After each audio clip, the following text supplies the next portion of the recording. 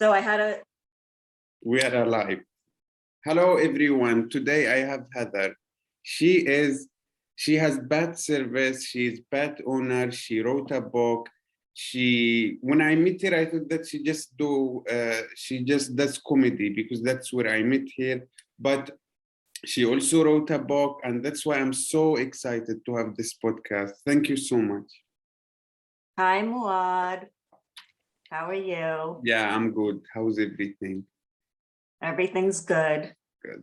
So my first question that I wanted to ask you, you wrote a book for kids. Yes. So why did you decide to write especially for kids? Can I grab my book quick? I didn't know Yes. we were going to start with my book, so I could Okay. explain it better. Hold on, Herbie. Nope.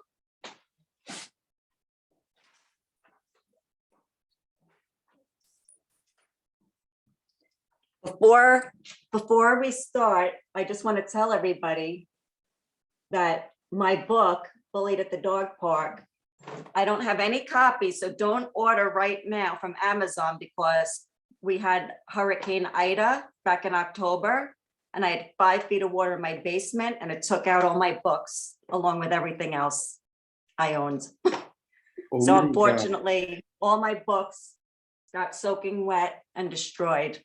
So until I order more, until you hear from me on Facebook that my book's available again, don't order them on Amazon. I mean, some people are reselling them, which I hate because I've donated so many books for free to places and then they sell them on Amazon. It's so horrible. People are disgusting. Anyway, this is my dog, Herbie. Can you see him? Yes. Okay, so this is based on a true story. That's Herbie and his friends. It's called Bullied at the Dog Park. And my inspiration was my dog at the dog park. When he was a puppy, he was attacked by another dog.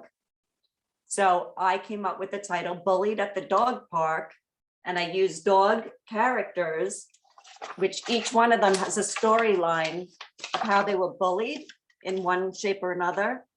And each character has their own little bullying story that relates to kids. So this is the true story of Herbie getting bullied over a Frisbee at a dog park. And then we have different characters to show how they were bullied, and they all become friends. He makes new friends along the way. Each one has been bullied, and they start their own group called Herbie Smushies. And there's no bullies allowed. So my book has been all over. People ordered it all over the United States and other countries. And it actually was turned into a short film animation too, which won Best Short Film at the New York Long Island Film Festival a few years ago. Oh my God. I think my brain will not handle how much dogs are important. Like, I never heard true story about dog. So it's like true story, like he was bullied and I don't know, do dogs bully each other? How do they do this? Yes, so people bring dogs to dog parks here. Dog parks are huge in the US because everyone knows Muad's from Yemen, right? And they don't have pets in Yemen, but here it's a billion dollar industry. Just the dog clothes, dog foods, treats, everything. $1 billion industry here. Everyone loves their pets. So I brought him to the dog park, and you cannot bring an aggressive dog, but there's no dog police at the dog park. So everyone's responsible for their own dog. And you're not supposed to bring an aggressive dog to the dog park. But this couple had an aggressive dog, and she attacked my dog over the Frisbee, and he ended up in the ICU, the hospital, the vet, because he got bit in the neck. And I thought he was okay. And a few hours later, he had a big blood bubble called a hematoma, Oh my and he God. could have died. I mean, it was so horrific. But once he was okay and everything, I ended up fighting with the bully of the dog also. They bullied me over the dog bite, pretending it never happens. Once I asked for money. So I took the whole thing and made it a learning situation and made the book for kids. And it just was something I had to do since he was attacked. And it's such a different way of teaching about bullying through dogs, because kids love dogs. Especially, these are called smush face dogs. They all have their little nose squished in. So they're my little smush face dogs. Right, Herbie? He's listening to me. Oh my God. So now when kids read this book, what are you trying to teach them? Like not to care if someone bully them, or what to do? It teaches kids, be nice to everyone, never leave anyone out. If someone's different, like the color of their skin, where they were born, anything like that. I relate it to real bullying and for kids. So the dogs could be different colors, and they could be different breeds from different countries too. So we never bully anyone because of that. Everybody's special. And the most important thing is if a kid doesn't speak up, you should speak up for him. It's called being an upstander, where you don't just watch somebody bully someone else. You actually step in and stick up for a kid who doesn't, is afraid to. So it teaches a lot. And I have a website, bulliedatthedogpark.com, so everyone can check it out. And I have a little clip of my animation on there. And you could see some of the testimonials from parents. They loved the book. They said their kids started talking about when they got bullied. And the book opened up the lines of communications. They never spoke to them about being bullied before until they read my book. Wow. So the teachers read my book to their classrooms. I would go in and do school assemblies with the book. I've been written up in the newspaper. I've been on many, many podcasts. It's just people love that the kids relate to dogs, and something about the book makes them want to share their stories. Okay. And I feel like it's very important how the kids' mind get programmed when they are young, and it make big difference when they are old. Especially I like in the US, not just in the US, but there are many places in the world where most families take care about their kids and try to grow them up nicely. But I feel like in Yemen, people still don't know how to program their kids' mind. Like it just gets burned when they are young.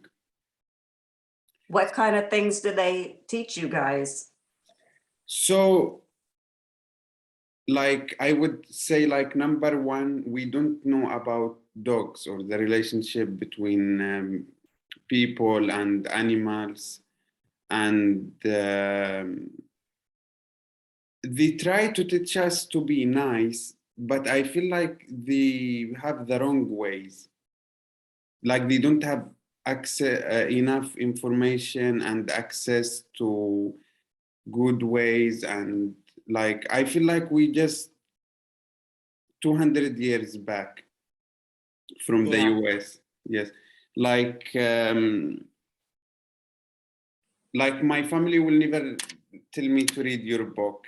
They would think that the Quran is better. Well, here, bullying is a huge topic, and I needed to do something. These characters, by the way, I actually ran a real dog meetup group where all the dogs got together to play, and I never let aggressive dogs come in. So it was actually called, where I live, Long Island Smush Face Group. So the kids also love, in the school assembly, I post real photos of all the real dogs that look like these dogs. And I even brought Herbie to one of the schools, and every kid had to pet him they all wanted to see Herbie. He was like a celebrity, you know? But it really, I go around the class or the assembly filled with many kids. And after I read the story up on a screen, I say, who was bullied? What happened? You know, and they raise their hands. Herbie was bullied. This one was bullied. And I say, and what do we do? What did they do about that? And I really teach them. It's not just reading the story. I do a little bullying lesson with them. Oh my God. So Yeah. just small comment, like, for example, my dad, if I tell him like, let's read the nice book or like Before Bed, maybe you can read for me dog book about bullying. He would say, we don't have time for something that humans write. Let's pay attention for what the one who create all this universe for the like my dad is 100% sure that the Quran was from God. Like he has no doubt. And I feel like he lives his life with confidence, 100%. So that's for me really crazy. But to come back to if you have any comment on that, or can I ask? Well, Yeah. I mean, there are people here too that are very religious, you know, but we have such a mix of religions here. In America, you could be any religion you want. I know that's not the case with you and why you were banished, banished for not believing in one religion. But here you could be any religion. But people don't believe in, don't read a book. You know, there are things going on now that people trying to remove certain books from schools that is, you know, horrific to people, like trying to get rid of a book teaching about Nazi Germany and what they did to the Jews in the Holocaust. This is history, and they want to take it out of the schools and not teach the kids about it. Things like that. I'm sure, you know, they might have tried to ban books on slavery at some time too, but, you know, we don't stand for that, because this is what happened and it's history, and the books belong in schools. So bullying has been such a huge topic. I mean, since social media started, bullying went to a whole new level. They bully kids so bad on social media that they commit suicide. I don't know if that happens where you are, but people are committing suicide because they're being bullied so bad. Because a 14-year-old girl cannot take when somebody calls her ugly, fat, this, that, the other thing. They don't have the capacity to think, you know, I'm fine, they're just teasing me. They could get very, very, very depressed. It's very sad. And that's why I just need to teach one child at a time to just be kind to others. That's the main message of this book. Just be kind to everyone. That's good. I really like, I feel like most kids' books are like how to be nice to others, how to treat others nice, how to handle bullying. But what makes your book special is like it's the dogs are involved and it's true story. So tell me, how do you so your dogs, do you live with them in your house as well, or how many? Yes. Yeah, so here's an example. This is my baby boy Herbie, and the book is about him. Do you see him? Yes. And do you see how he's wearing his t-shirt because he was really cold this morning, and he's in his blankets and he's warm and comfortable like a human. That's how we treat our dogs here. Oh my God. Right, Herbie? Herbie, you got bullied at the dog park, remember? It was a long time ago. He's like, leave me alone. I'm trying to sleep in my warm blanket. So it's a rainy day and he was cold, so I put his t-shirt on. That's why I'm telling you, this is $1 billion business, because we do anything for our pets. anything. Oh my, like, when you tell someone who came from Yemen, my dog is cold, like I didn't know that dogs get cold. I thought that Oh, yeah. He doesn't have a lot of fur. Some dogs, big dogs that have a lot of fur, they're not cold, but has no hair really, and it's 20 degrees outside. So it's very cold. It's winter. So he's shivering when he comes back in. He's shivering. So he has jackets, hoodies, everything.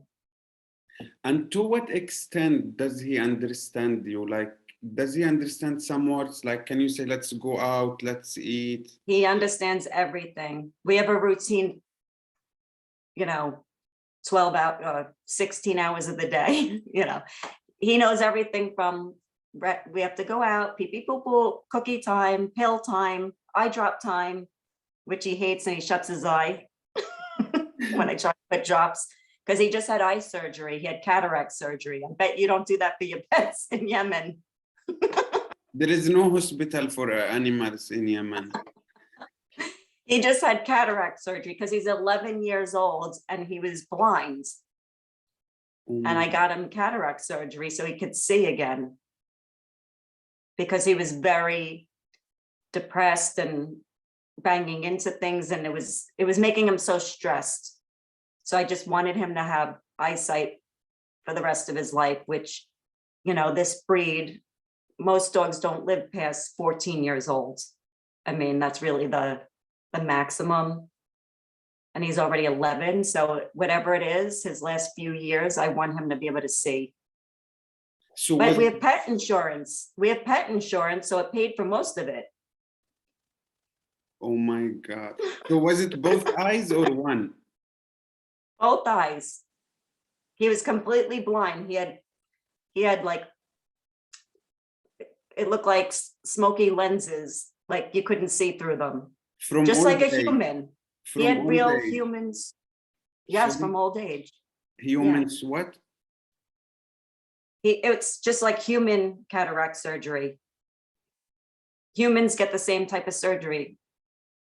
I didn't But he know. had we had to go through a whole thing. He had to be tested a few times to make sure his retinas were good enough, to make sure he qualified for the surgery. And it takes a lot to qualify.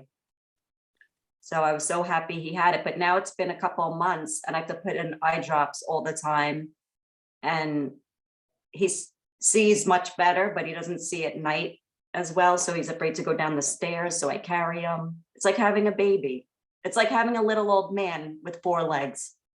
Thanks God he's not a big dog. Otherwise. No, he's only 20 pounds. And maybe he's my little guy. It's a good idea to have not heavy dog, because when they are old, you don't have to carry them. I'm now doing strategies. Also, this is the part of the podcast, because I want to have dog and I will treat them not like Yemeni dog.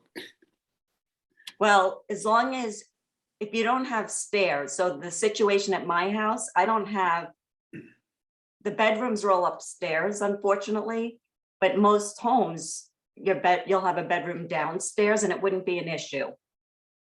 So, I mean, I grew up with big dogs. I love all dogs, but he's perfect for me in my life right now. But I pet sit tons of dogs, big dogs.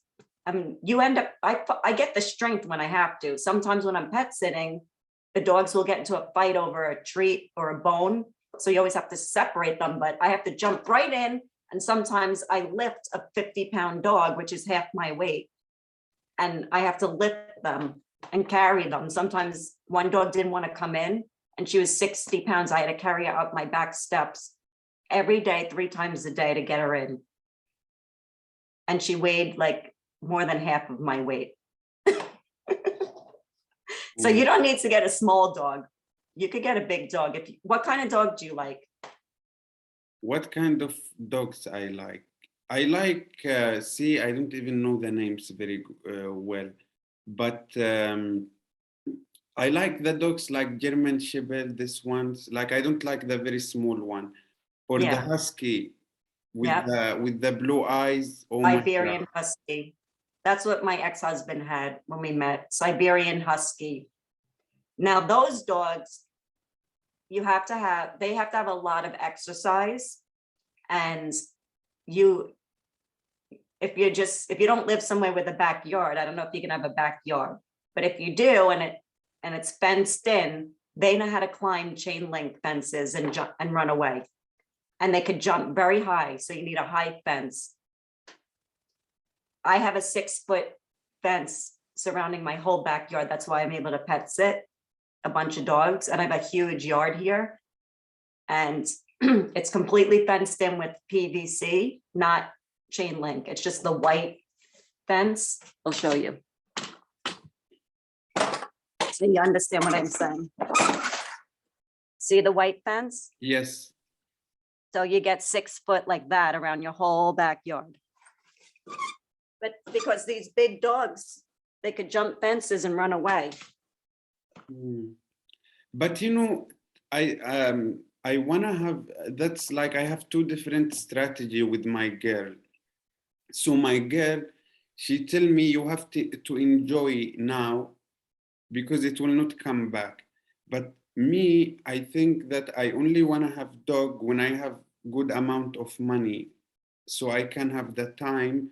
And like I follow Joe Rogan dog in Instagram. And I want to treat my dog like his dog, or I don't want dog. What kind of dog does he have? I'm not a. I don't know, but it's very handsome. His name is Marshall.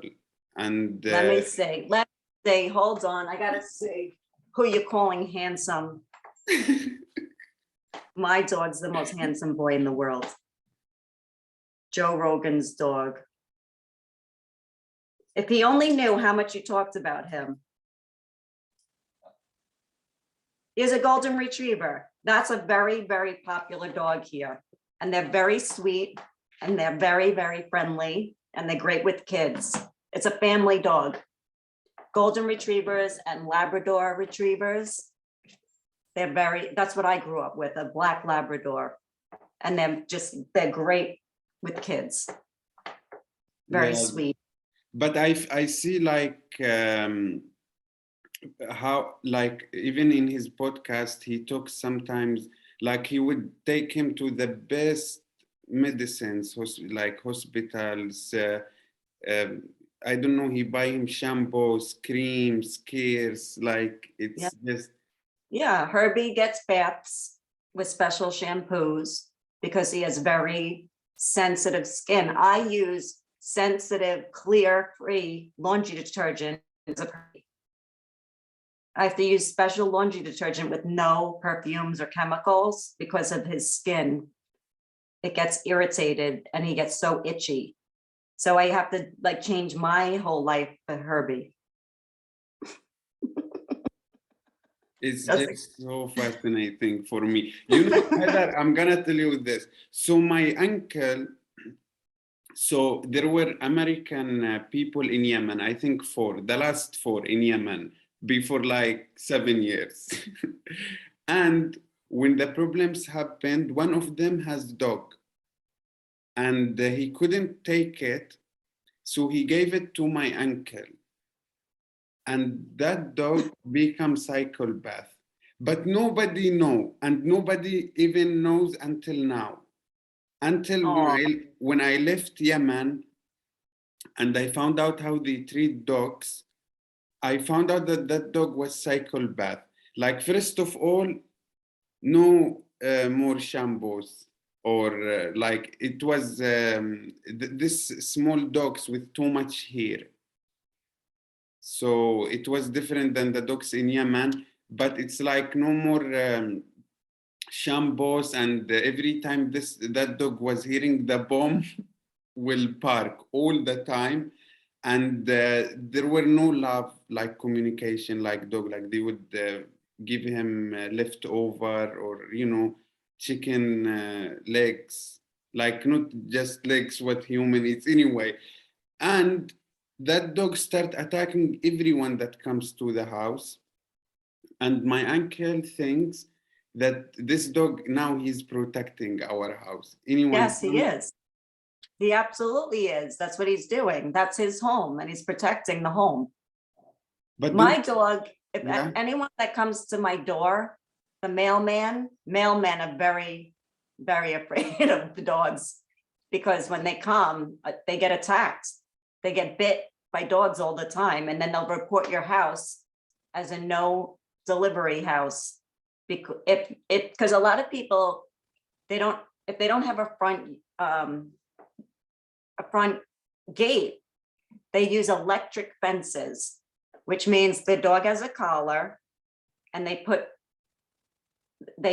dog gets shocked. They put in around your perimeter of your whole front yard where they get shocked if they cross the line so that they don't run away.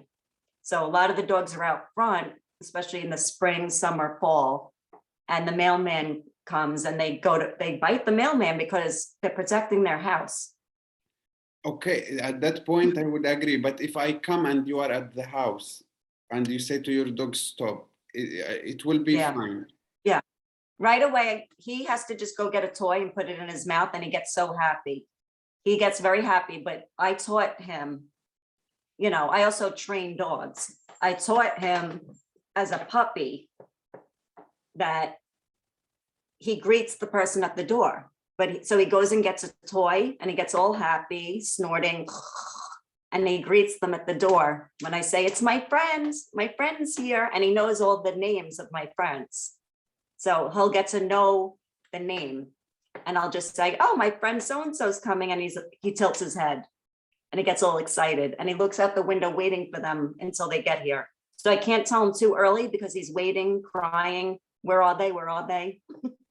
Oh my, like the dog that my uncle had, it doesn't like any humans anymore. Like when my uncle is there or my uncle is not there. Like when someone come, they have to lock him in the room until people leave. So that's like, I feel like the dog is not in control anymore. He wasn't trained, he wasn't trained properly.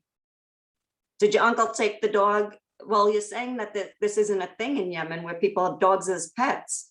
So he's not socialized. Oh my, so even dogs need to socialize with other dogs. Oh yeah. You have to socialize your dog. When you get a puppy here. Oh my God, okay. I got Herbie at 9 weeks old, 9 weeks. When you get a puppy, you need to have the puppy around as many people as possible in their first few months. So there's real training. There's puppy kindergarten here. I didn't go to kindergarten, but how many, like, I feel like there are too many things that's oppressed. Like how many dogs here in Cyprus as well, like many dogs grow up alone and they only see the family house. That's why they have to be socialized at a very young age, very young, as puppies. It's just like a 2-year-old. If you left it locked in a house its whole life, till it was 10, it would be an insane serial killer. You know what I mean? Like people and pets can't be locked up and isolated from the world. Yeah, what you say makes sense, but it's like nobody think about it where I come from or what I've seen. And do you choose good company for your, how do you choose good company for your dogs? Well, I'm not going to not have my friends, family see my dog come over. You have to train your dog so that the dog is friendly and does, like, a lot of dogs will jump. They could be good dogs, but jump on the person that comes in, and it's all training. You got to train the dog very early. So are you going to get a puppy? Yes, but what I wanted to ask you is when you take your dog to socialize with other dogs, the other dogs must be good dogs. Like you don't socialize anymore. Yeah. So he socialized all the time because I always have dogs here, but he grew up.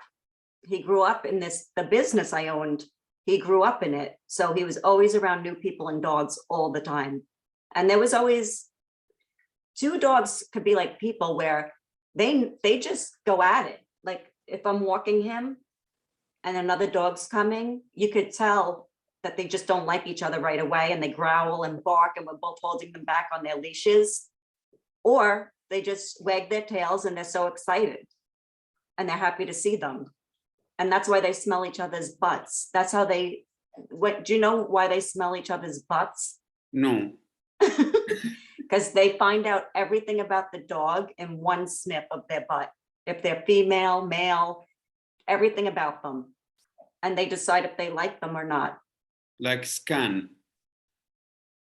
Not, And- they don't blow a thing to make you smell for weeks, but their nose is like 100 times stronger than a human nose. oh my God. So they use their nose to guide them with everything. But what if the nose is very strong? Why do they have to go to the butt? Why they cannot just from far away? Or Because it comes from the scent back there. They could smell everything. I know what you're saying, but they have to get close and sniff the butts. That's how they greet each other. so It's if- just like us shaking hands or a kiss hello. oh my God. So if your dog meet another dog that's never been socialized and, you know, what will your dog from smelling his ass will know that this dog wasn't socialized? I need to stay away from him. It's not like that. It's if your dog's not socialized, it's going to do one of two things. It's going to be growling at the dog and trying to bite him, or scared to death and jump up on you shaking because it's so scared. That's why I tell people all the time, you have to start your dog socializing them as a puppy, because it could be too late after a dog's a few years old.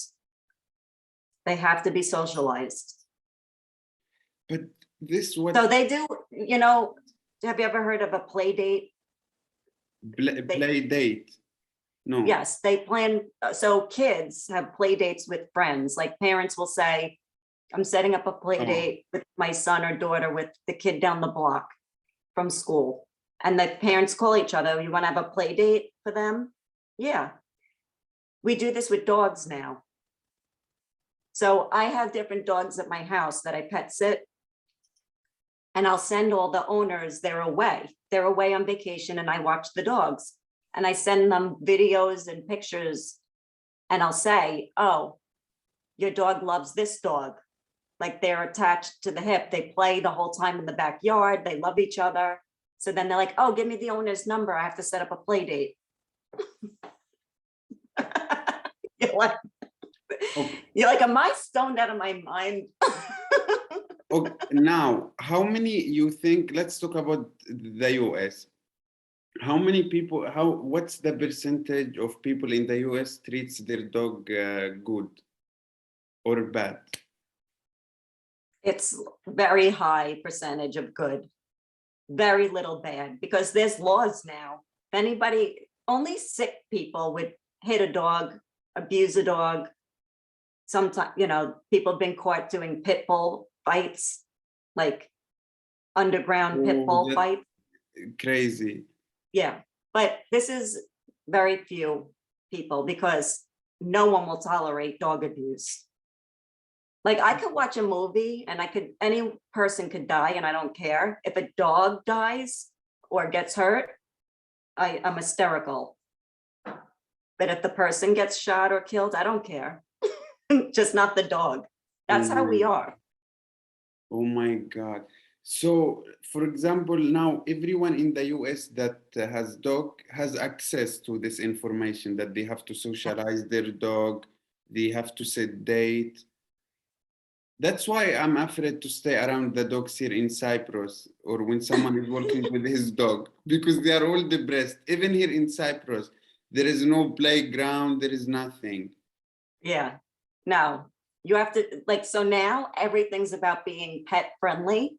So all over the United States, they built dog parks. You know, cats don't go to dog parks. Cats don't have parks. It's different. Cats are indoor, but dogs they have to exercise. They have to get their exercise. So puppies have so much energy and they want to go. You don't have to bring them to an enclosed dog park, but anywhere you go, you walk in the streets of Manhattan, everybody's walking their dog. If you're in the suburb like me of Manhattan, dog parks all over, or just places to walk your dog, and everyone knows they all bring their dog, and it's all dog people. But this is now the biggest thing in the US is pet-friendly apartments, you know, pet-friendly everything. Like you could bring your dog to the restaurant, to the bar, you know. Is there a dog everywhere. restaurant? Dog restaurant. You know, there's places that you could bring your dog to the restaurant. You could bring your dog to the beach. You could bring your dog anywhere. Okay, and when you bring your dog to the restaurant, do they have dog menu? No. It's not a restaurant for dogs. But Okay. usually, so you always want to carry a little disposable, not disposable, but like a little water bowl and have treats on you all the time when you take your dog out. Like that. If you're going to have your dog sit at the bar for a few hours with you, you got to bring him water. Always you have to have water for your dog. And they have to be trained to sit down and not bother everybody, you know? So I feel like to have dog is the same responsibility like you have kids or even more. And Oh, it is. It's like having kids. So when I pet sit, like people, I'm thinking about moving now. I don't know yet, but I'm going to be visiting a place in April. And I don't know if I'm going to stay in New York or not. And people are freaking out because I've been watching their dogs for years. And they're like, we'll never find anyone like you, because it's like their child. It's like dropping off their child. And now when I go away in April, I'm going to worry about Herbie the whole time at his pet sitters. It's like your child. oh my, so that's why like if someone want to have a dog, they also must have time and money to set dates for their dogs Yeah. because Yeah. to socialize a dog. Yes. If you work full time, people get a dog walker. That's why I did very well with my business, because everyone's like, can you come during the day while I'm at work to walk the dog? So he could go out and go to the bathroom and get some exercise. So it's a huge business here, dog walking and pet sitting. Everyone needs them now. I don't know, like, I feel like, is this good for me or bad? But I was in Yemen where there is nothing. And now I am in Cyprus, where it's exactly the middle between Yemen and what you are telling me now. Because in Yemen, we don't have dog shelter, but in Cyprus, they have dog shelter. But it's like Africa. Or I don't know if I should say this. I'm sorry. But anyway, I hope my English is like, I don't have too many words, but I went here to the dog. I live also close to the dog shelter, and the dogs are all smooshed together. And I went there one time, and the guy who looked after them was hitting on the fan. Poof, poof, I don't know why. And then if you want to adopt dog, like they are all there and they stink, and some of them are tied by the trees. And then when you go there, they are like, you want this one, you want this one. And when I went there, one of the dog bite one person there. And Yeah. it's like scary. But my girl, she told me like, if you come to the dog shelter in Canada, it's like hot, like the dogs are treated nice, very clean, Yeah. smell. So Yeah. it's like for me, it's nice steps, nothing Yeah. here the middle and Middle, and then you'll get to the normal. So if you go to a dog shelter here, they make it like you're adopting a child now. So during the pandemic, everyone went out and rescued a dog. Everybody adopted dogs because they're home from work, working from home, the kids are home, they all went and got dogs. and cats.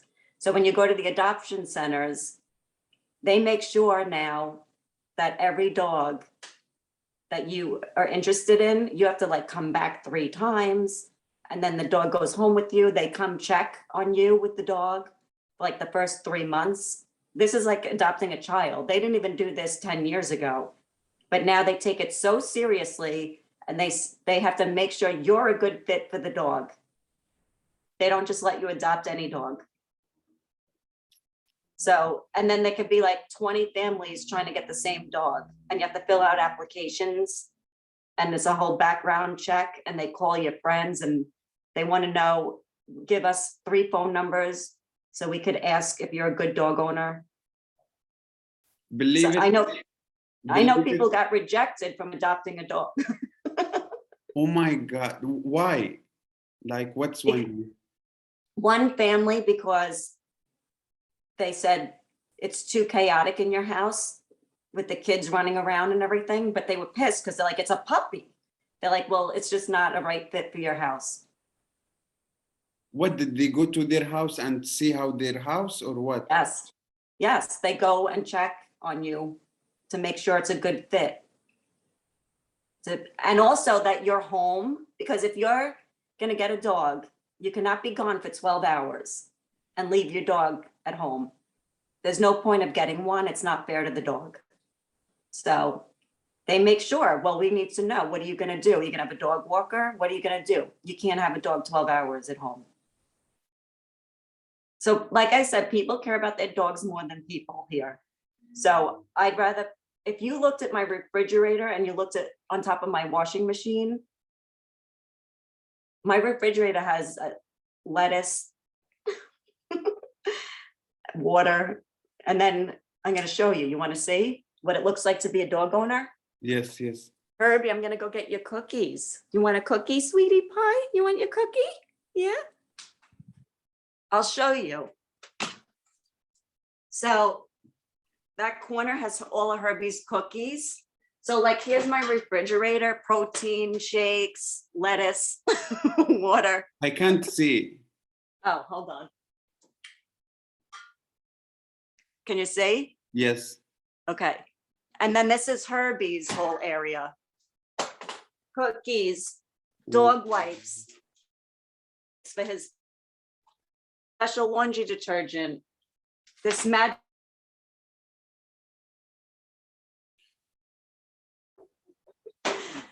All the doggy bowls, the cone he had to wear when he got his eyes done, milk bones. You see the difference, how I live? This is nothing for me, water. So that's how we treat our pets here. You know, I want to tell you that like 99% of what you say now is new for me. Like, I never heard that you have to socialize your dog, and it has to see. It's fascinating. I want to also talk with you about acting. Because I saw some of your stuff on your the website you sent me. Yeah. So did you go to school to study acting, or how? Oh, sorry. See, Muad, are you frozen?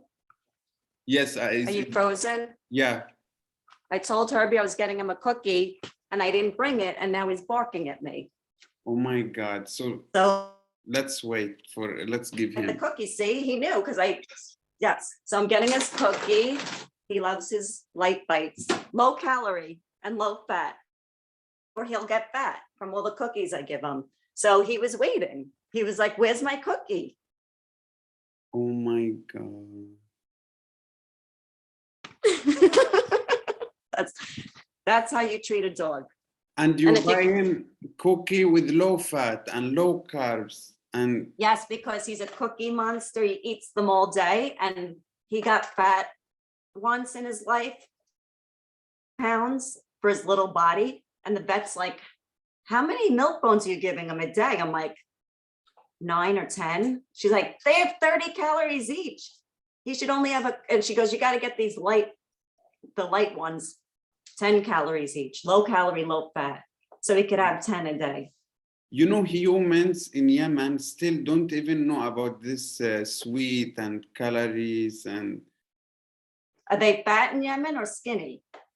in Yemen, everyone lives with the bone only, bone and skin. They're It- very skinny oh my God, it's because there's not enough food? okay. So I like, that's how exciting is it to talk with you, because when you talk about the dogs, everything is new for me. What's normal for you? So let me tell you some about Yemen. So in Yemen, first of all, we have zero access to information about food and nutrition. Like all the information about food we know is from the Quran. So our nutrition and food and diet was used 1,400 years ago.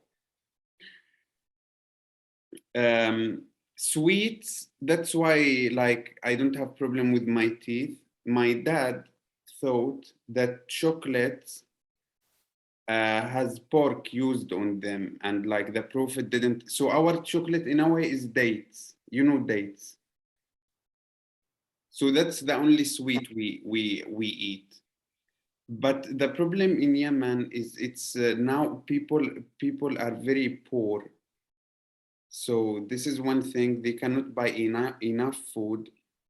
And also, if you are in Yemen, the food that you buy, the quality is very bad because there is no organizations to watch food.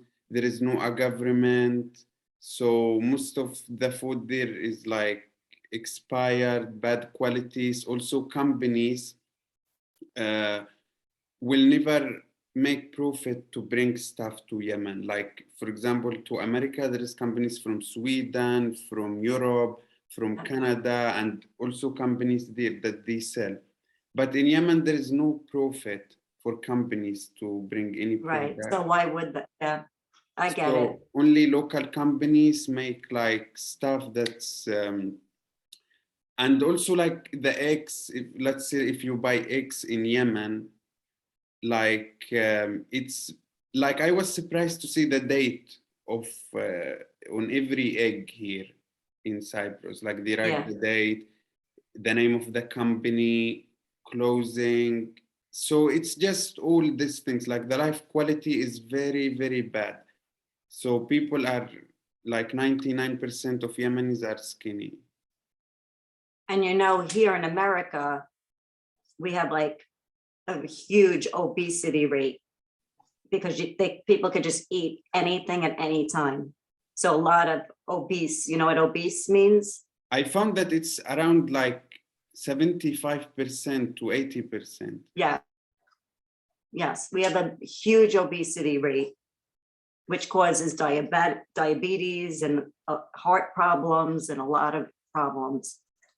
So you don't see a lot of skinny people. In the cities you do, New York City, LA. LA is very health conscious, and like Colorado, they're very health conscious. But like middle America, you'll see a lot of obese, heavier people. You'll see obese children. That's, I would say it's on the parents when I see obese. But also like what I want to tell you in Yemen, people also don't know about stretching. Like nobody knows in like the first time I found, because my girl is personal trainer, so she's Yeah. the one who also involved me more to stretching. Yeah, we don't know about stretching. We don't know how to deal with the human body, the right things, how to feed Right. it, how to look after it. But you know now, right? All from my girl. And that's why Yeah. like she showed me how to eat, how to cook. Don't you want to go back to Yemen and be a motivational speaker and like tell everybody what you know now? So I take it this way. I feel that I don't know, maybe that's bad, but the Yemeni people brain, I take it as like with the war, with the information. No, sorry, my dog's No crying problem. at a treat. He gets two for lunch and I only gave him one. Oh, so you know, Keep going. keep going. I'm listening. I'm gonna Okay. just get him one more. Okay.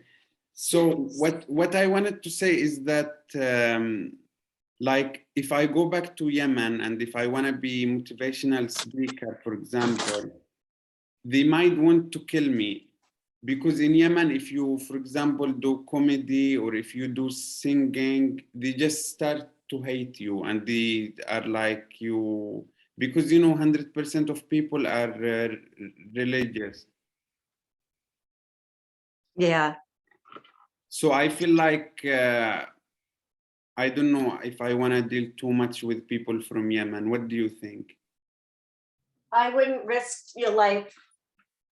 I would not risk your life, forget it. But I was thinking, I mean, how did you know? Did you know anything when you left? Or you just left and learned all this stuff? Or did you find out anything before you left? Okay, so when I left, I knew nothing, nothing. When I started going to the university, I start to learn because I meet people from Sweden, from France, and but you don't learn as much when you are just having friends. It's just they are your friends and you are not so involved and they think you are weird, but you also see things on them and you learn. But when I dated my girl and we lived together, I like it's weird, but in Yemen, people don't even know how to take proper shower. Like people still think that the harder you scrub your skin, the cleaner it gets, which is not the case. So this all weird things that Do they have Wi-Fi internet in Yemen? so in Yemen there is companies you can like most people don't have internet in their house because there is no electricity, so you will not have internet.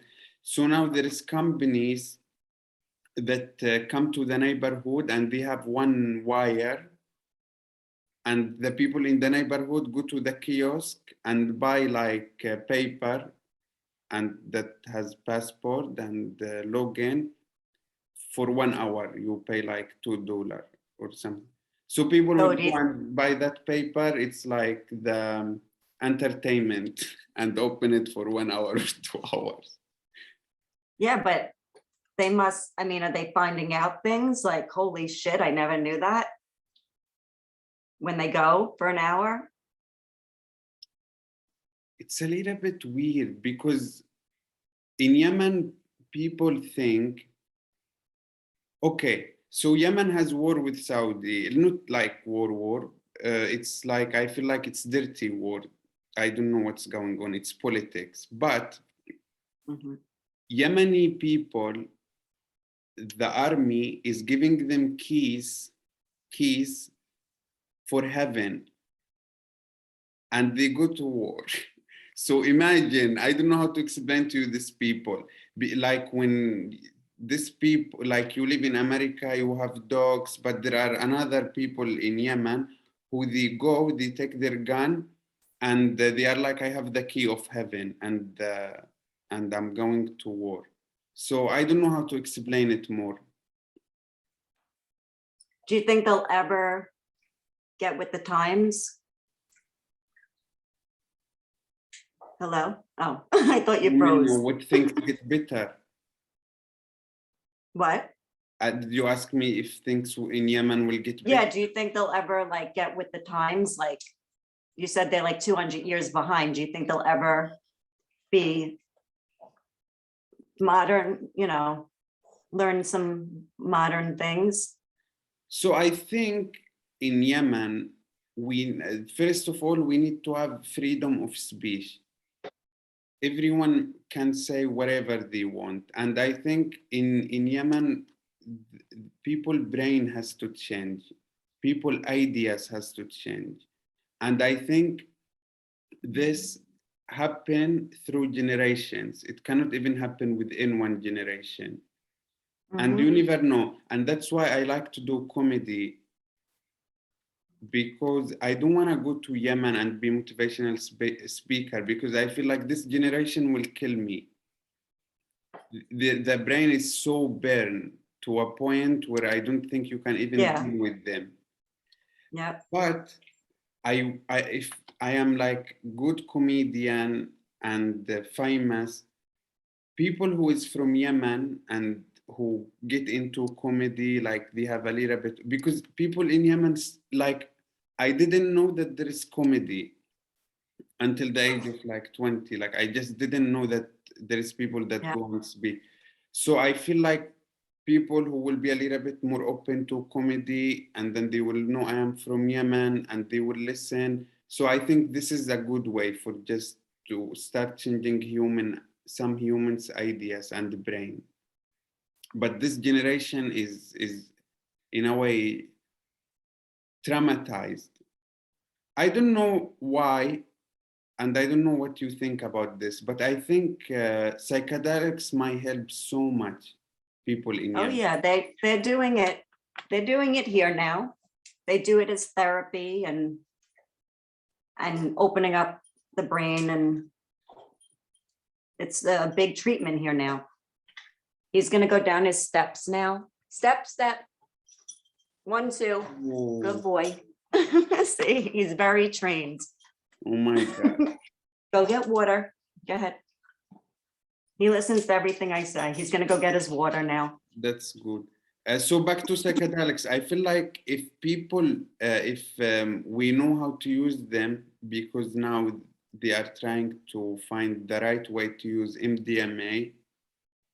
So Yeah. I think if they find also the exact way to give people in Yemen, it will help them to unlock, to bring, Well, to yeah, they have reset. to be under the right doctors, microdosing, it's called.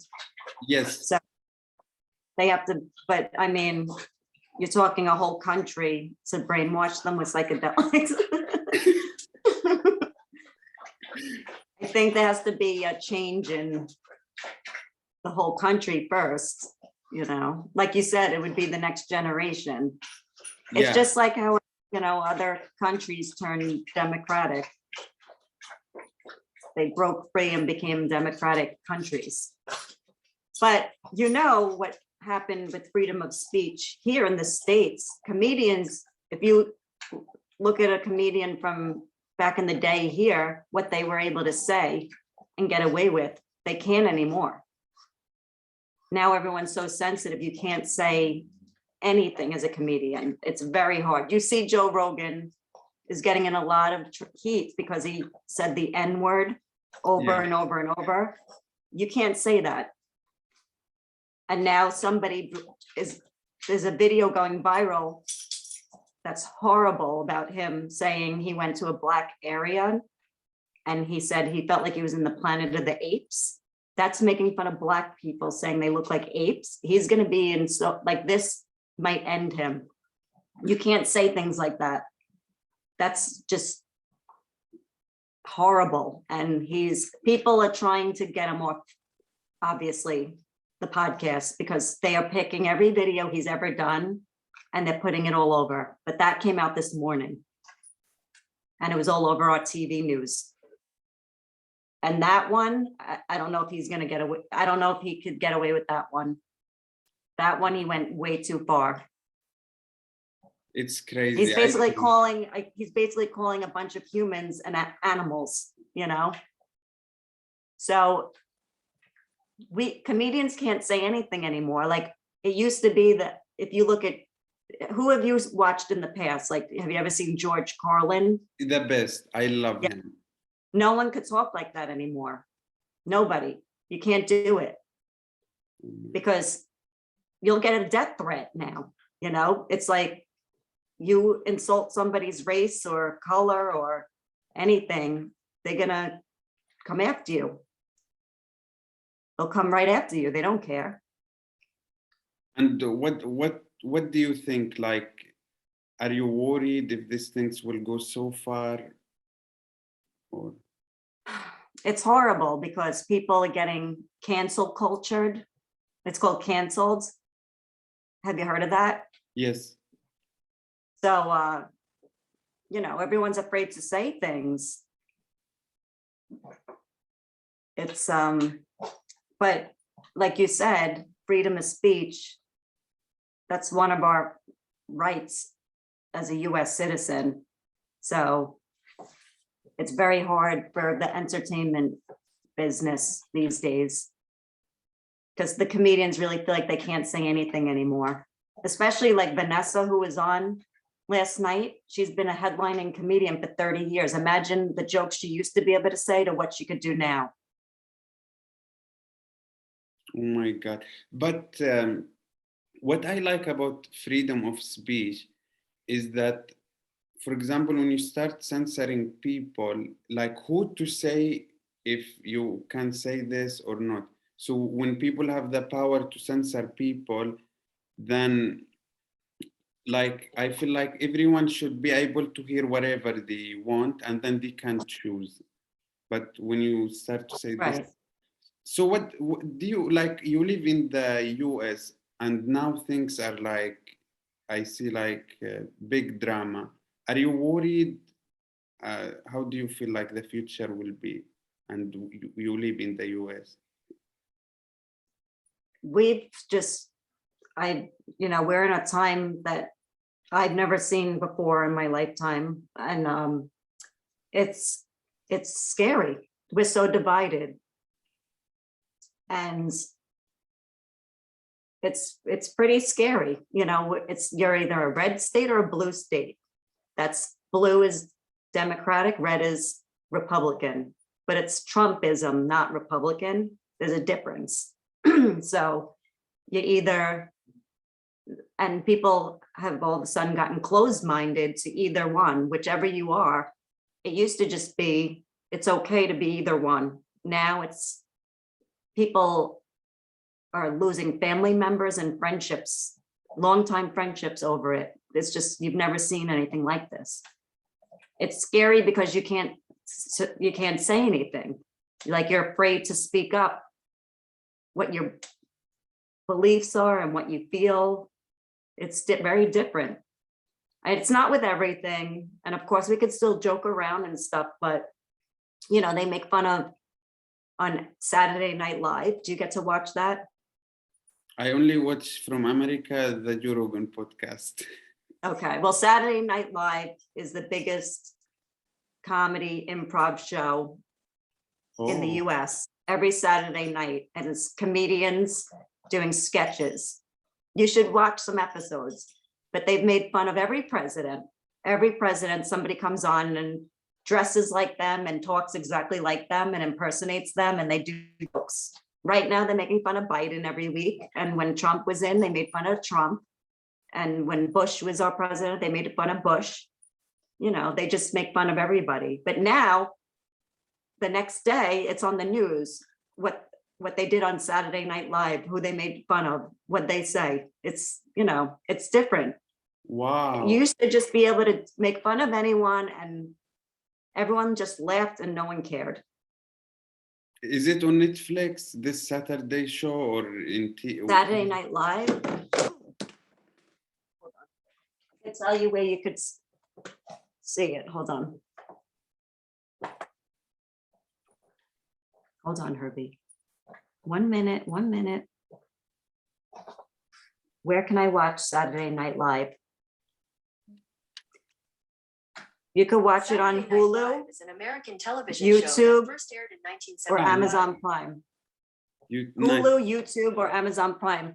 So we've had Saturday Night Live forever. It goes back to the old school comedians. You know who got their start? Everybody, like Eddie Murphy. Just every comedian got their start on Saturday Night Live. Getting on that show is a huge deal. Wow. Huge. Adam Sandler got his start. Every comedian you could think of got their start there. And then they end up getting their own show or movies. And if you get to host the show, so every week they have a big celebrity host and a big singer. Wow. Like it could be just Katy Perry one week, U2 the next week. Like it's just a very big singer every week and a very big actor hosting. And it's live in front of a live audience, and you gotta watch it. You gotta see what it's like.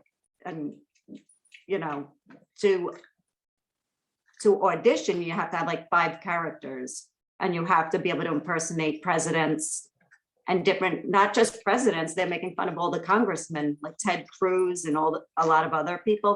They'll come on, and even a woman will be as a man with a beard like you with goatee, and they'll play, this woman plays Ted Cruz every week. Oh my God. They make fun of them. Sure, I Joe- will for sure watch it.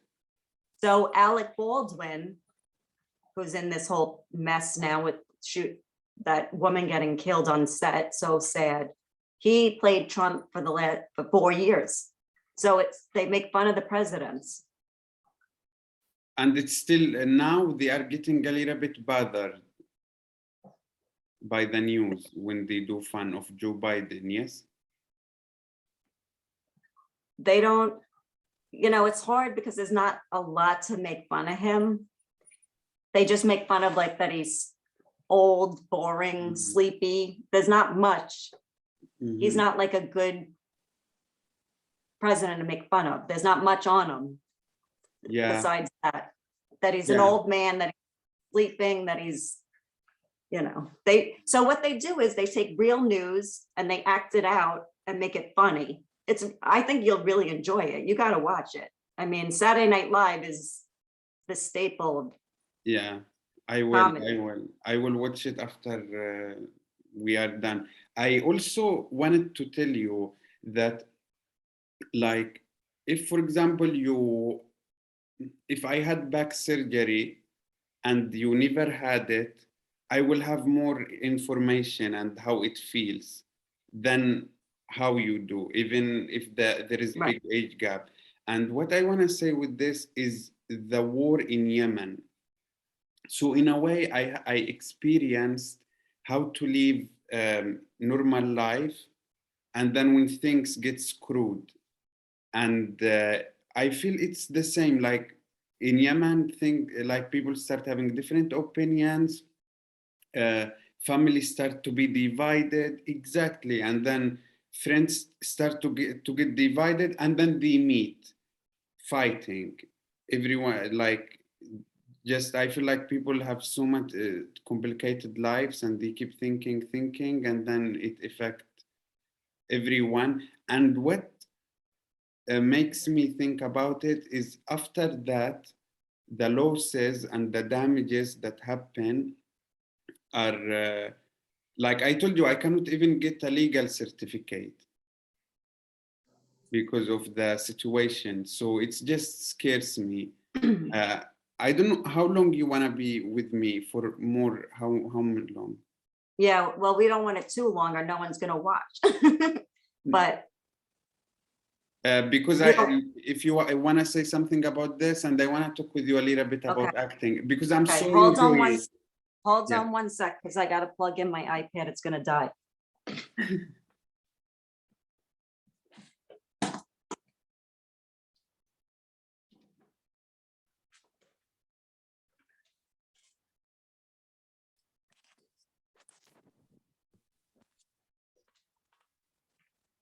Yeah, so it's scary because we have a big thing going on in this country that people believe that Biden stole the election, and then other people know that it's not true. Or will say half the country thinks it was stolen and half doesn't. Wow, that's scary. And they're making a lot of laws for the election.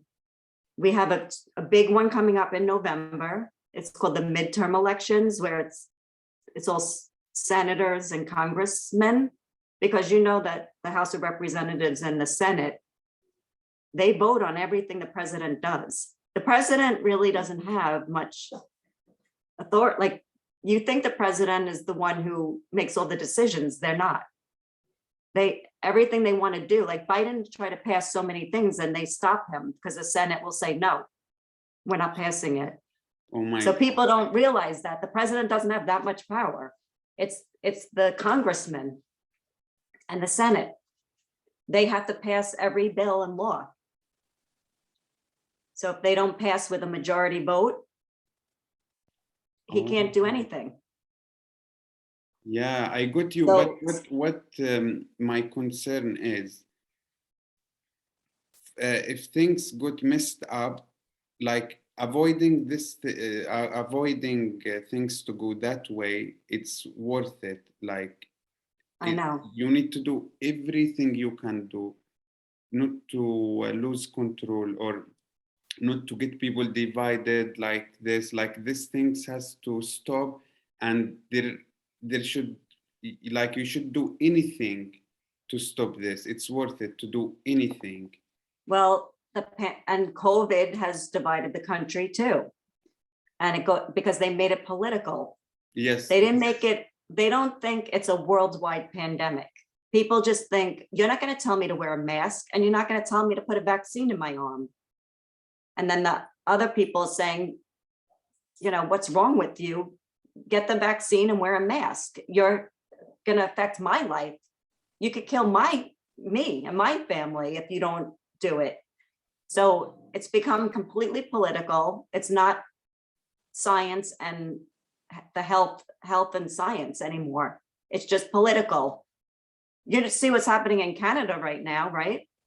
It's crazy.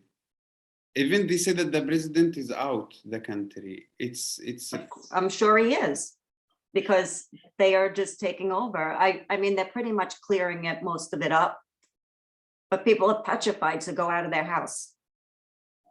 Oh my God. Like, what I'm trying to say is that I experience the pain of when you lose the country, when you lose safety. Yeah. Like, there are too Oh, many things. Scary, Muad, trust me, it's very scary. I already joke around. It's like, am I joking or not? But I'm like, I looked up the happiest countries to live in, and it's like Sweden, Finland, it's Denmark. And I'm like, maybe I'll have to get a job and move there. And because it's so that's scary that I would never ever in a million years think I want to move out of the US. Really. But the next 2 years is going to be very scary, because we don't know if Trump's running or not in 2024. But if he does and he doesn't win, the country could be going into a civil war. Or if it's the opposite, the person running against him, because no matter what, who wins, they're going to think it was set up and fake, because they're making it like it can't be real now. These elections are fake, they're rigged. So it's scary, because either side you're on, half the country is for or against. And it used to be, you just put up with the president if you didn't vote for him. Okay, he's going to be the president and you still respected him. It's not like that anymore. It's like, bullshit, you didn't win. This was all a lie. I think that the faith is in the people, which is like, I feel like most Americans haven't experienced to lose everything they have, which is someone from Yemen have zero of everything. Right. Basic things like just driving, you know, like having a passport, being able to travel. Like, there are too many, like everything you have, all the basic things that you have during your day, others don't have it. And I think this basic things are worth to do anything, not to lose them. And I think, but You're making sense, but people are not thinking that way here. And they don't know what it's like, and they don't think it's ever going to happen, but it's happening. yeah, I also No think one could that- imagine, yes. you know, nobody could just imagine that happening here, but it's happening. And it's very scary.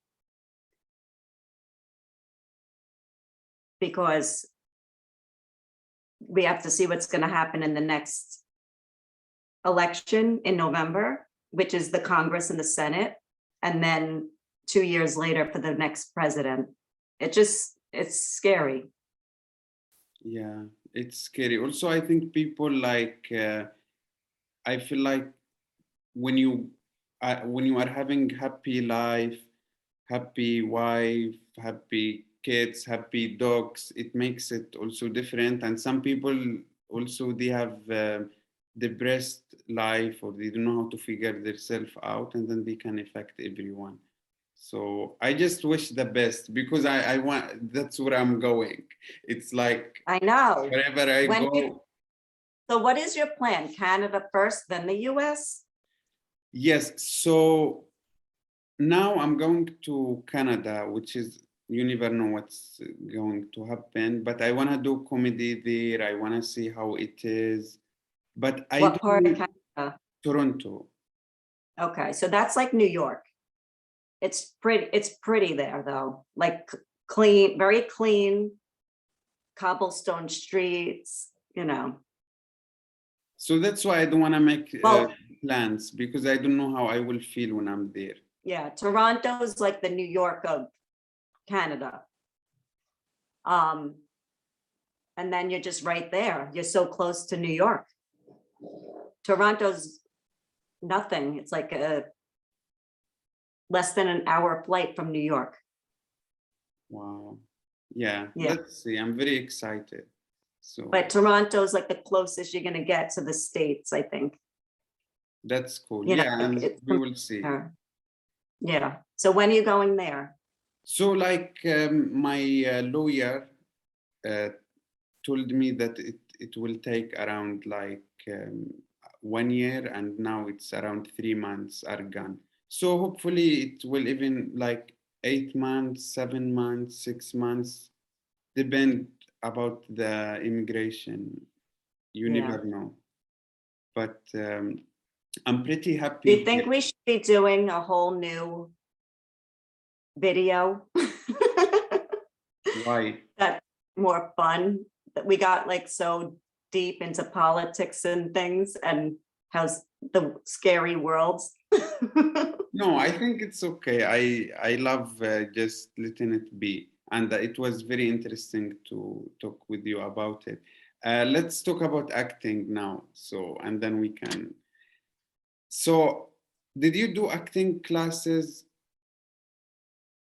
I didn't grow up, I didn't go to school for acting. Some people actually go to college for acting and they go to theater school. I didn't do any of that, but I took some acting classes. I didn't start acting till I was older. Like I just always wanted to. And I decided I did acting before comedy. So I only started acting like 7, 8 years ago. And I started comedy like 4 years ago. It was one of these things that I said, life's too short. Before the pandemic, life's too short. I got to do things I always wanted to do. So I took the comedy class at a comedy club, like the 5-week course, learning just the very basics, nothing like Joke Zoom. Joke Zoom taught me so much more.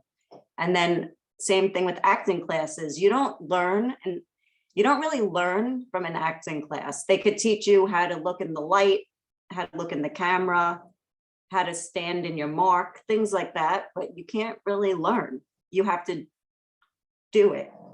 I learned more being on sets of movies and TV shows and other actors than I ever learned from a class.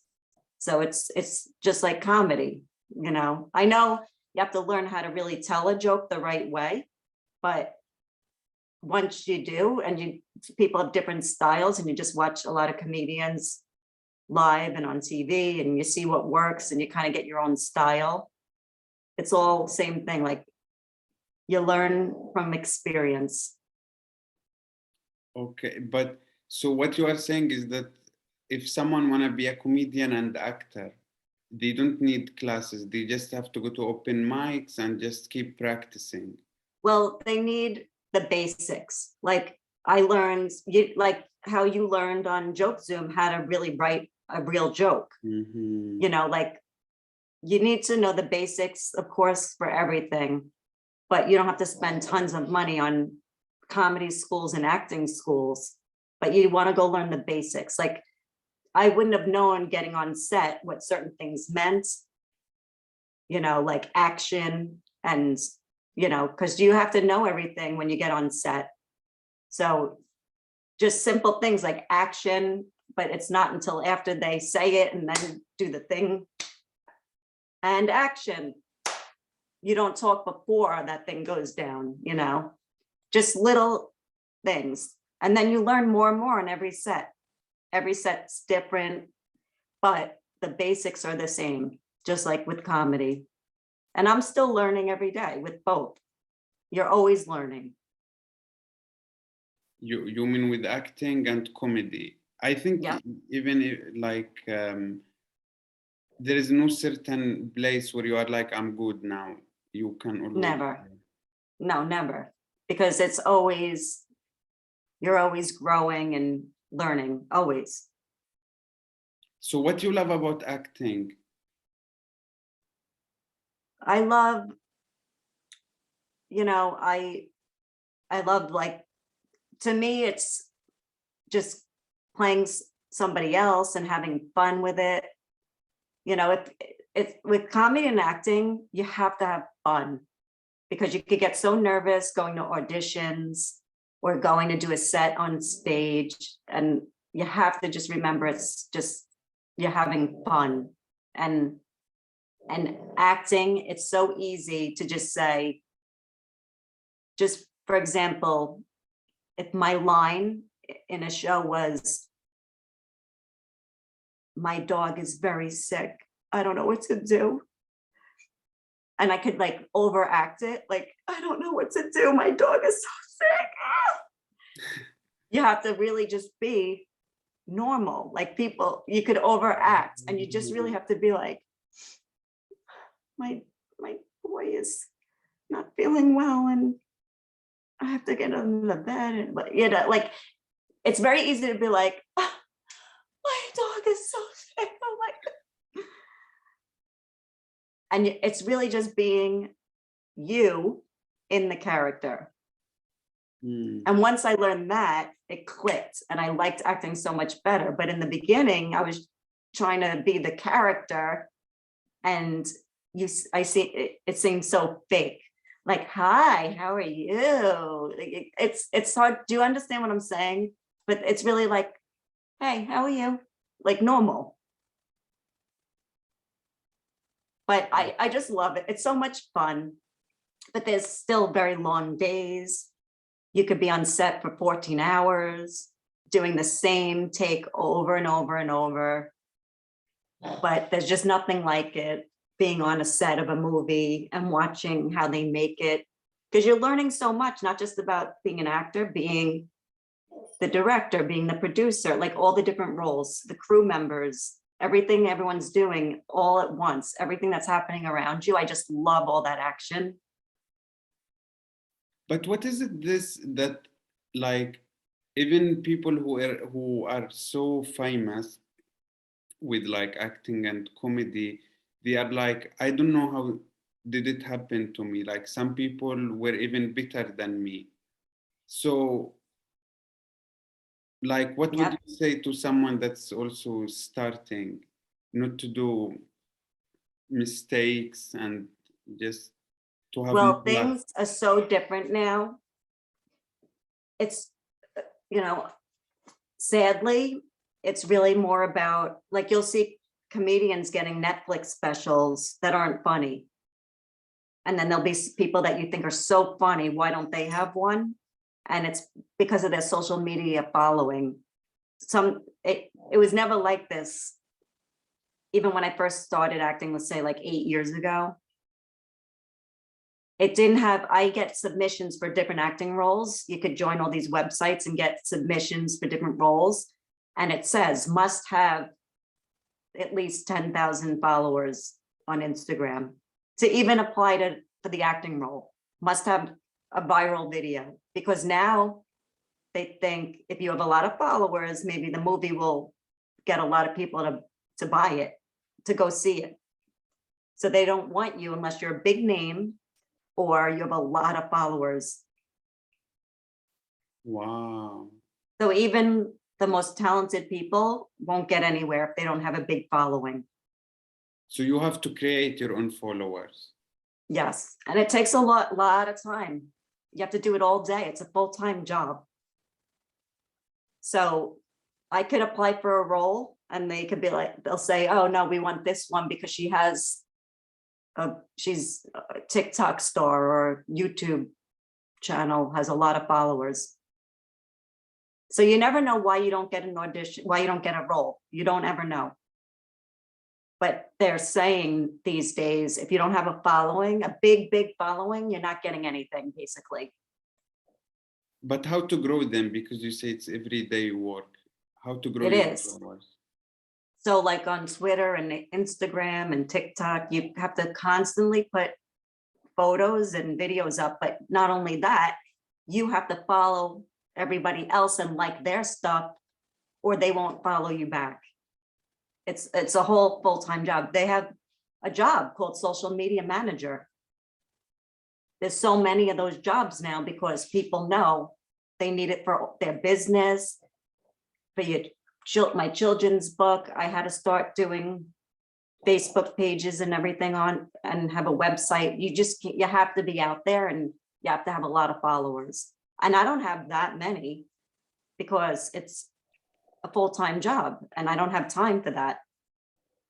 Yeah. And I'm not at the point, I don't have anything big, like I'm not a big headlining comedian or big actress that I'm gonna pay someone to do it every day either. But it's every day, all day, you have to be posting videos and it's very hard to go viral. People actually pay like $1 million for someone to make them go viral. Wow, I do this now. So I would go, because I have my things I post is about podcast and comedy now in my Instagram. So I would go to comedian pages, podcast pages, which is people who are there are interested and I keep following them. But I'm Yeah. lazy. But I think that's the best way, or no? Yeah, you gotta like everyone else. When you post something on Instagram, are you putting all the hashtags? I'm You have to lazy. you have to just put it all in a notepad or something on your phone so that you copy and paste it every time. The more hashtags you put, hashtag comedy, hashtag stand-up, hashtag laugh, hashtag funny, the more hashtags you put, it gets to all those people. So you should people have like 20 of them, you save it in your phone and just copy and paste into every single post. Wow. But it's serious, but that's a shortcut. You have to do it for every single post. You have to have hashtags. Yeah, I'm lazy with that. So like, how do you manage your day? Like you do the dogs, you have the acting, you also do comedy. Like Well, the you have, yeah. pandemic slowed everything down. So now you don't go to the Manhattan to do an audition in real life anymore. You do everything on self-tape audition now. So it's very different. It's been like that for 2 years. It's very different. You're not really going for real life auditions anymore. Everything's over remote. Yeah, it's So crazy. people getting picked by their video, if they're gonna pick them for a role or not. And then when we do go for anything in acting, we have to have 2 or 3 COVID tests before you shoot that day. You know, it's different right now. But I think everything's gonna start to settle down in March. The numbers are all dropping big time. The cases are dropping.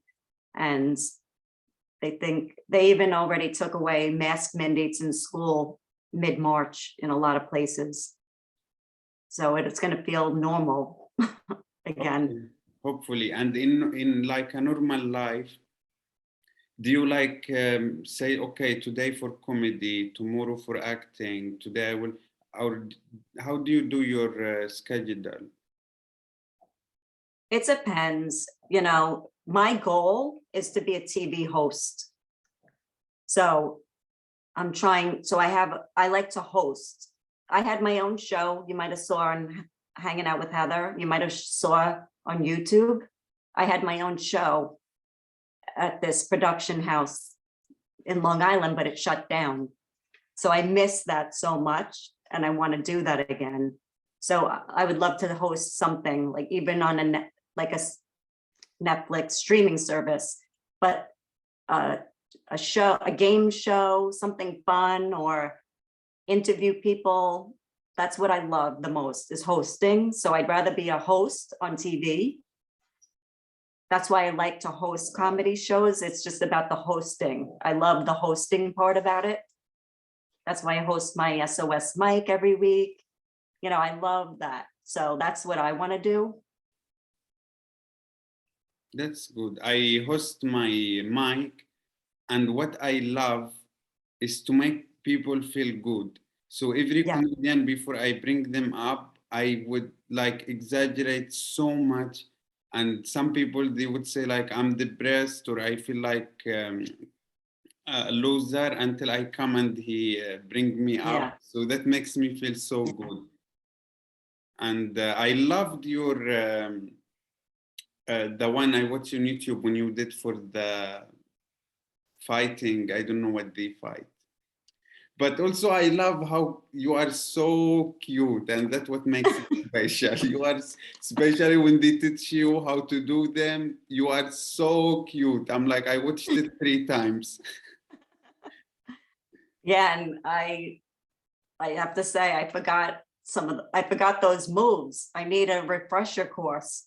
It's been a while, but it was so much fun. That was my friend Tom, who's like a 7 or 8 degree black belt, and he could do anything. But that was fun because it really wasn't fake. When I took the guy down, he's talking about my YouTube video, 5-foot woman takes down 6'3", 250-pound guy. It wasn't fake. He really showed me where you get them in a pressure point to knock them over.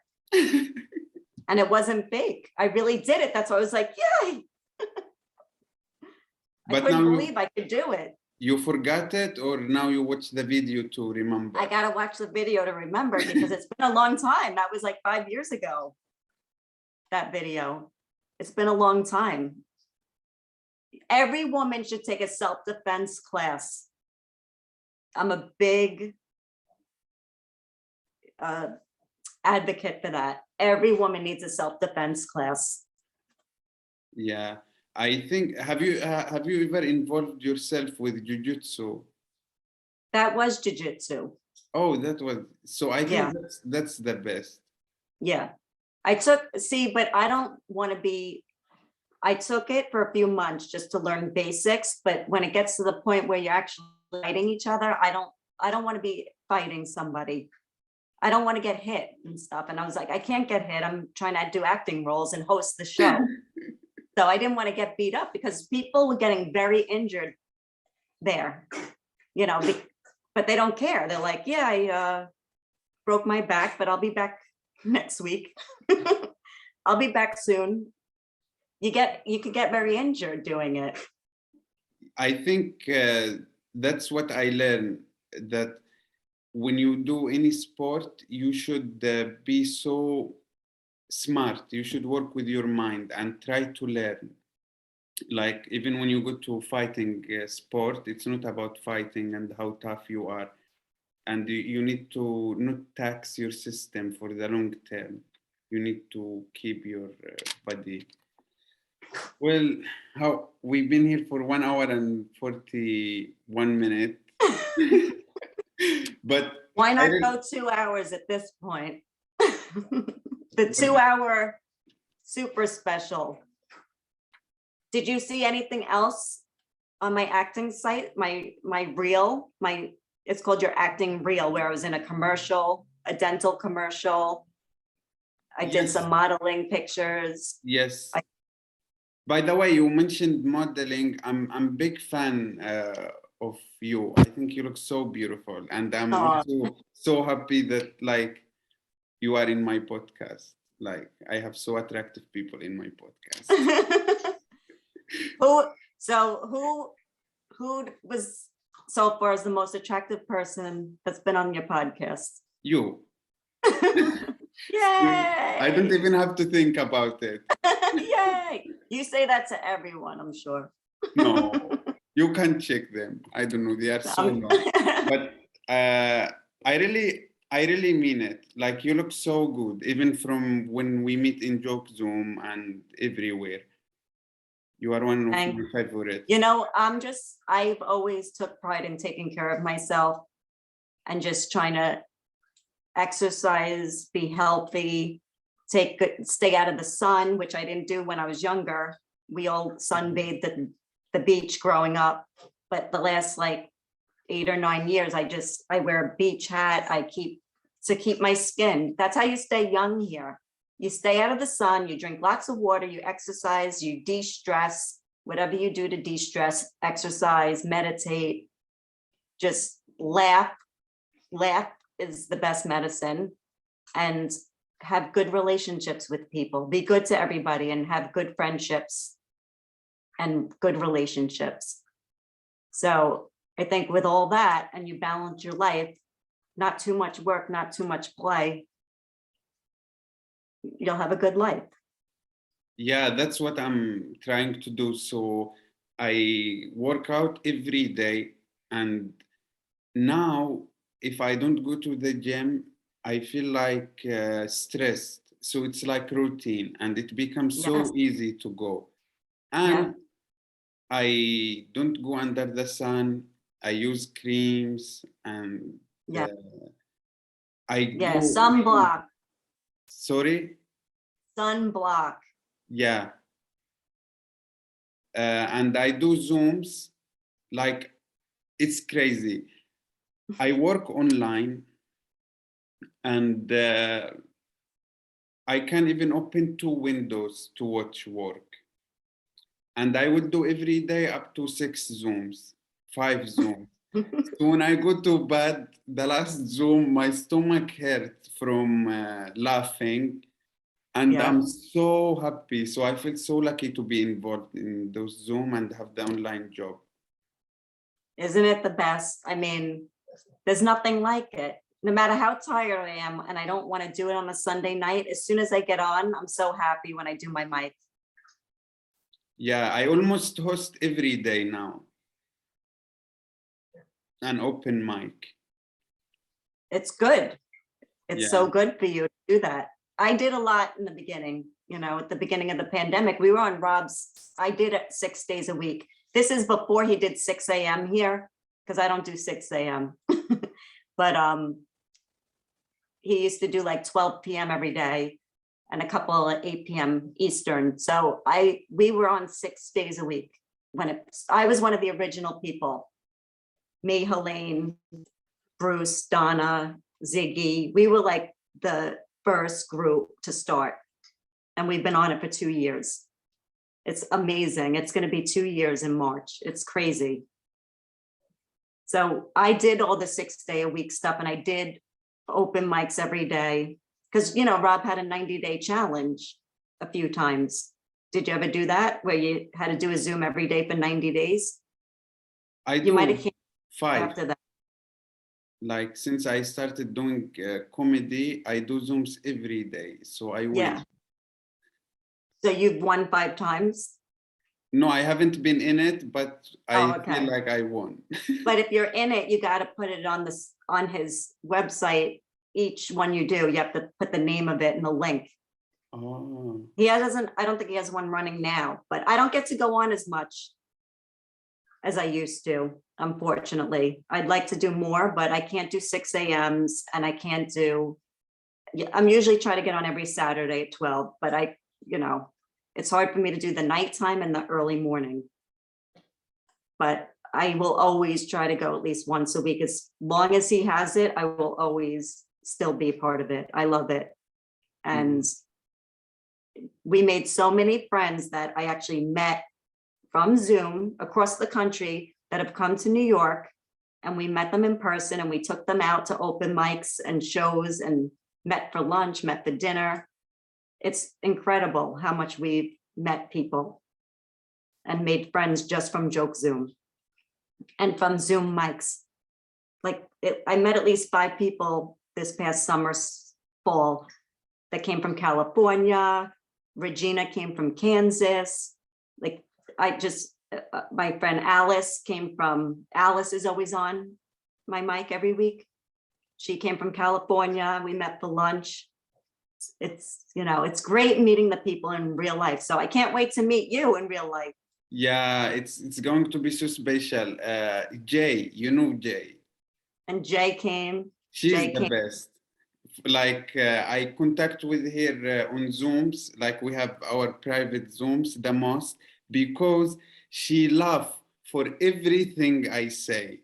So I love to build my jokes and confident with Jay first. Yeah. And She's great. She's gonna come on my next mic, because she wrote, I want to join you guys. So I told her she has to sign up, but she came to visit, and we all were at Donna's house, and I met Jay. I mean, it's incredible how we all meet each other. You got to get here. You got to get to the States. Yeah. Don't worry. I have a big party with you. So do you drink? What do you do for entertainment yourself when you are having party, or do you smoke? I have a couple of drinks. I like wine. I'll have some wine or a drink. Like I just went out with Helene and Vanessa to a concert. Yeah, I was the only one who has a drink.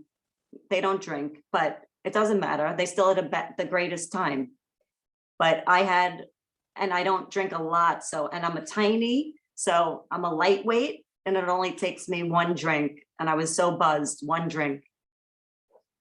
I had 1 drink at the restaurant because we had dinner and we ate a lot. And then at the concert, I sipped another drink, just the whole concert, like 3 hours, I sipped a drink. But I was so buzzed from the first drink because I haven't had a drink in over a month, and when you're not a big drink, when I was younger, we did all the partying, like at your age, way before you. We started at like 14, making alcohol. But by 21, I was a flight attendant. So I was traveling all over and smoking cigarettes, drinking. So I feel like I've been alive for so long, so much longer than I am. But, because when I was young, me being a flight attendant for 5 years till my later 20s, I got so much more experience. Like how you said, you're young, but you have this experience. Me too, because I saw things that no one else saw. They didn't really leave New York, and I was in Europe. I was in a third world country one day, Europe the next day. Like I got to see so much. You haven't landed in Yemen. I didn't go to Yemen, but I was in Guyana. Like how you said, people need to, if they went through stuff or saw stuff, they would understand. And I don't think a lot of people leave this country and they don't understand. You appreciate what you have when you go to other countries. They should just visit Yemen. That's it. Go visit Yemen for a week and then fight with me over who should be president. Yeah. That's how it should be. 2 weeks course. 2-week course, go to Yemen. Bye-bye. Bye-bye. Have fun. You want to start fights in the US? Okay, go to Yemen. You're off to Yemen. See ya. Because they need to see what it's like when you're not in a free country. Yeah. Or go live in China, where if you had COVID, they shot you down in the middle of the street. If you snuck out of your house during COVID, during the quarantine, they shot you. Yeah, I feel like the US is the only place in the world where you still do all these things. You still can say almost whatever you want, or like the nation of the US, like there is no country like the US. And now if it's gone, there is nowhere in the world. I know. That's what's scary, because I'm like, I mean, Europe's pretty good. Like, I don't think that, like Switzerland's, they're neutral and, I mean, I don't know. Have you been to these, like Europe? It's fucked to be. That's what I'm telling you. That just to have the American passport is the Yeah. value. Is Right, right. many people they dream it all their life. Yeah, we could go anywhere and people take it for granted. We could go anywhere. We're free to do what we want and that could all be gone. Yep, yep. Like with the American passport, everywhere you can get visa, and then the more the country gets shitty, the more you will have other immigrations don't want people from the US to come. You have more troubles. It's crazy. Well, I can't wait for you to come. It's gonna be so much fun. Everyone's gonna want to come out and meet you. Oh, that makes me feel so happy because I don't know. It's just a good feeling. Also, like I'm coming like to Canada and America, and I get introduced to people who do comedy and nice people, and yeah, it's just so good. I would like to take photo with you as well in New York. Yes, of course. I'm just And, starting. I was kickboxing too. I don't know if you saw the photos where I was so ripped from kickboxing. On my website, I had some photos of me like in a plank, that's good. side plank. So I'm getting back into kickboxing That's because it's good. the best exercise and my body never looked so good ever. 6 months of kickboxing, I had muscles that I never had in my life. So I'm gonna start, I was looking at a place today because the one I used to go to closed down once COVID hit, but there's a new one open, so I'm gonna go sign up because I miss it so much. And there's nothing like the feeling you have after you work out like that. Nice. And do you spar or? Yeah, but I have to get back into it. They don't really make it slow either. It's like day one, you're out of breath, you feel like you're gonna die. I don't think I'll be like that this time because I learned how to kickbox already. But I lost everything. I had my kickboxing bag in my basement, all my gloves, everything. And it all got washed away. I had water up to my head, 5 feet. What are you talking? So this happened in. So we had a hurricane here called Ida in October, and it dumped 8 inches of water in a few hours, which is very rare. And it filled all our basements up to the ceiling because the water came so fast, it can't even go down the drains in the street. The water is up to here in the street. My backyard was like a lake. And my basement was filled to the top and I had so much stuff in my basement, my kickboxing bag, everything. It all had to be taken out. And I didn't get a penny for anything because we don't have flood insurance. You could get flood insurance if you live in a flood zone, but we're not technically a flood zone. So you get nothing, nada. All my books, I lost so much, but I'm not gonna dwell on it because it happens and that's it. But because other people, that same hurricane that hit like further south, people lost their entire homes. And I was lucky, I was still able to have power, lived in the house and everything else.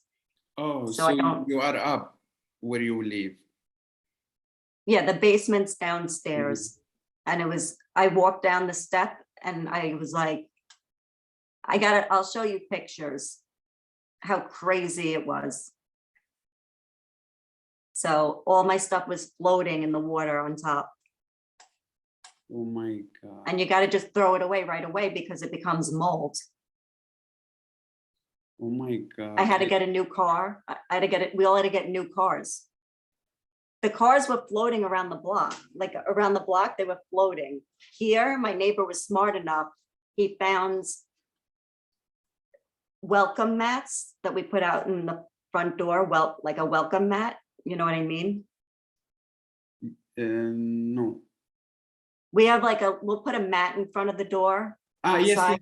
yes. A welcome mat. Yes. So those welcome mats from the wind flew into the street drains, and our neighbor across the street at 1 a.m.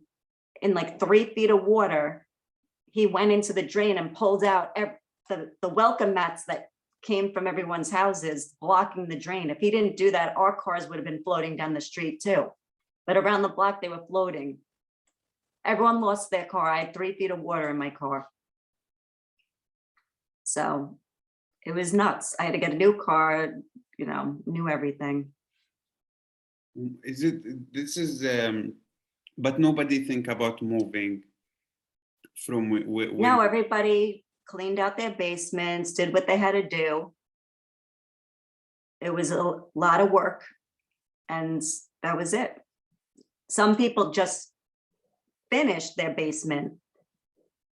So they just put like $100,000 into work on their basement, and then it got destroyed.